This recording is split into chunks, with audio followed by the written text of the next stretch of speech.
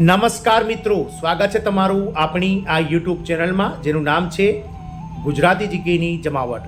મિત્રો, આજે 25 નવેમ્બરથી લઈને આગામી 20 ડિસેમ્બર સુધી સંસદમાં એટલે કે લોકસભામાં મિત્રો ચોમાસું સત્રનું આયોજન થવા જઈ રહ્યું છે.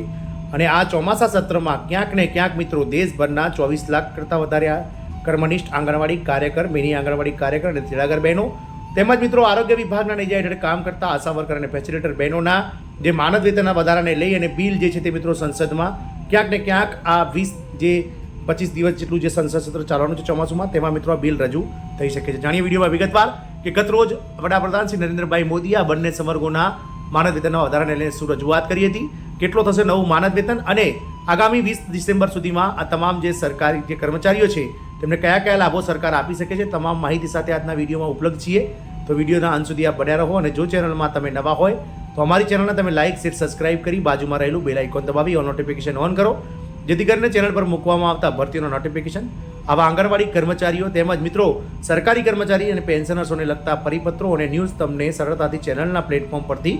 ઉપલબ્ધ થઈ જાય. તો મિત્રો આજે 25 નવેમ્બરથી લઈને આગામી 20 ડિસેમ્બર 2024 સુધી મિત્રો ચોમાસું સંસદ સત્ર જે છે તે લોકસભામાં યોજાવા જઈ રહ્યું છે, જેમાં સરકાર અલગ અલગ 19 થી 20 બિલો પર મિત્રો ચર્ચાઓ કરશે.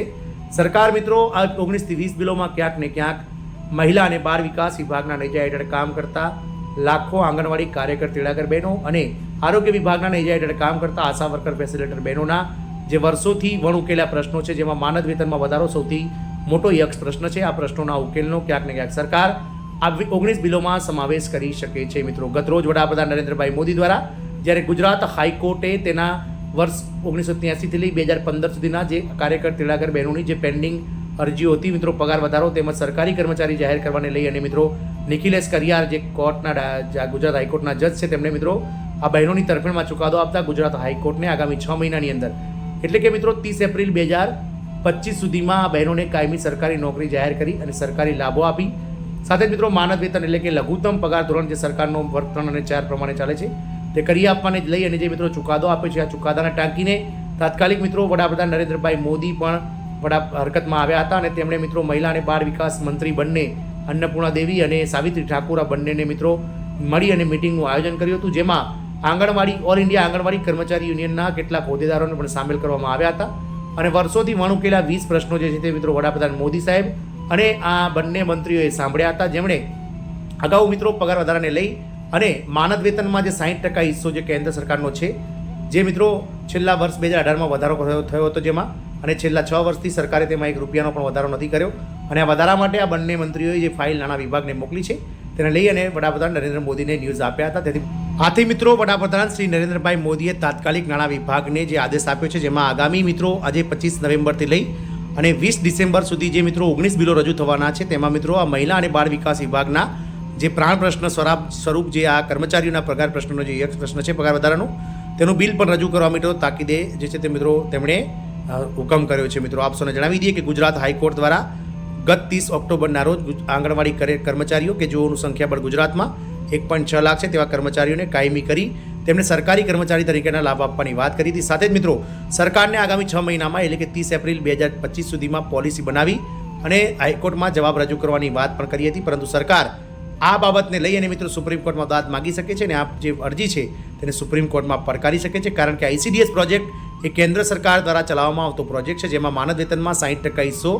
કેન્દ્ર સરકારનો છે અને 40% હિસ્સો રાજ્ય સરકારનો છે. એટલે કે કોઈ પણ જાતનો વધારો કરતાં પહેલાં કેન્દ્ર સરકારની પૂર્વ મંજૂરી લેવી જરૂરી છે. એટલે ક્યાંક ને ક્યાંક આ કેસ જે છે તે મિત્રો હવે સુપ્રીમ કોર્ટમાં જશે અને જ્યાં કેન્દ્ર સરકાર વતી જવાબ આપ્યા પછી જ મિત્રો આ પગાર વધારો શક્ય બનશે. કાયમી કર્મચારીઓ બનશે કે નહીં એ કેન્દ્ર સરકાર જ નક્કી કરશે. સાથે જ મિત્રો જે વર્ગ 3 અને 4 પ્રમાણે જે લઘુત્તમ વેતન ચાલી રહ્યા છે રાજ્યમાં તે આપવાની વાત કરી હતી. ઘણા મિત્રો આપણા વિડીયો બનાવ્યા છતાં પણ હજુ પૂછે છે કે વર્ગ 3 અને 4 પ્રમાણે કેટલું લઘુત્તમ વેતન છે, તો આપણે જણાવી દઈએ કે ગુજરાત રાજ્ય સરકારમાં વર્ગ 3નો જે લઘુત્તમ વેતન છે તે 1800 ગ્રેડ પે પ્રમાણે ગ્રેડ 1 પ્રમાણે 18,000 રૂપિયા લઘુત્તમ વેતન છે. જ્યારે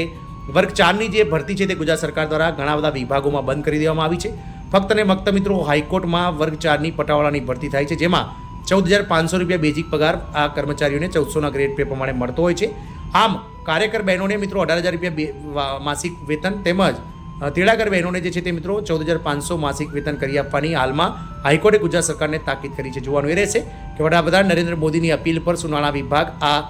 ચોમાસુ સંસદ સત્ર દરમિયાન આ બિલને મંજૂરી આપે છે અને આ કર્મનિષ્ઠ કર્મચારીઓ કે જેઓ ઘણા લાંબા સમયથી આ બિલની રાહ જોઈને બેઠા છે પગાર વધારાની અને છેલ્લા 2 દાયકાથી જેઓ 20 મુખ્ય માંગણીઓને લઈ અને આ બંને સંવર્ગો આંગણવાડી બહેનો અને લાખો આશા વર્કર બહેનો કે જેઓ છેલ્લા 2 દાયકાથી પોતાની મુખ્ય માંગણીઓ જેવી કે સરકારી કર્મચારી જાહેર કરવા, સરકારી કર્મચારી તરીકેના લાભ આપવા તેમજ અન્ય ભથ્થાઓ ચૂકવવા વગેરે લઈ અને સરકાર સમક્ષ જે મિત્રો માંગણીઓ કરી રહ્યા છે તેને લઈ અને મિત્રો ક્યાંક ને ક્યાંક હવે આશાઓ જન્મી છે અને વડાપ્રધાન નરેન્દ્ર મોદીએ તાજેતરમાં જ એક મોટી જાહેરાત પણ કરી હતી કે તેમણે દેશભરની લાખો આશા અને આંગણવાડી કાર્યકરો માટે જે છે તે મિત્રો સંસદમાં નવું બિલ તેઓ રજૂ કરશે તેવું તેમણે જણાવ્યું હતું. મિત્રો આશા અને આંગણવાડી કાર્યકરો આપણા દેશના આરોગ્ય અને બાળ વિકાસ કાર્યક્રમોની કરોડરજ્જુ છે. તેઓ ગામડાઓ અને શહેરોમાં જઈને લોકોને આરોગ્ય સેવા પૂરી પાડે છે અને બાળકોના પોષણની કાળજી લે છે, પરંતુ અત્યાર સુધી તેને ખૂબ જ ઓછો પગાર મળતો હતો.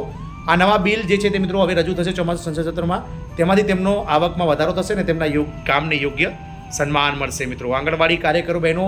અને જે તેલાગર બહેનો છે તેમનું કામ છે મિત્રો કે તેઓ બાળકના પોષણનું ધ્યાન આપે છે, તેઓ નાના બાળકોને ખવડાવે છે, તેમના શિક્ષણની કાળજી લે છે, સાથે જ તેમના સ્વાસ્થ્યની પણ તપાસ કરે છે અને સગર્ભા સ્ત્રીઓ અને નવી માતાઓને સલાહ આપે છે. જ્યારે આશા વર્કર બહેનો કે જેઓ ગામડાઓ અને અનેક શહેરી વિસ્તારોમાં આરોગ્યની લગતી સેવાઓ કામ કરે છે, તેઓ લોકોને રસી અપાવવા, સગર્ભા સ્ત્રીઓની કાળજી લેવા અને રોગો વિશે માહિતી આપવા જેવી આરોગ્ય વિભાગને લગતી તમામ કામગીરી કરે છે. આમ સરકાર આ કર્મનિષ્ઠ કર્મચારીઓના પગારમાં વધારો કરે અને આ સંસદ ચોમાસુ સત્ર જે બિલ છે તેમાં મિત્રો આ પગાર વધારાનું બિલ રજૂ થાય 19 બિલોની સાથે તેવી આશા છે. જય હિન્દ, અસ્તુ.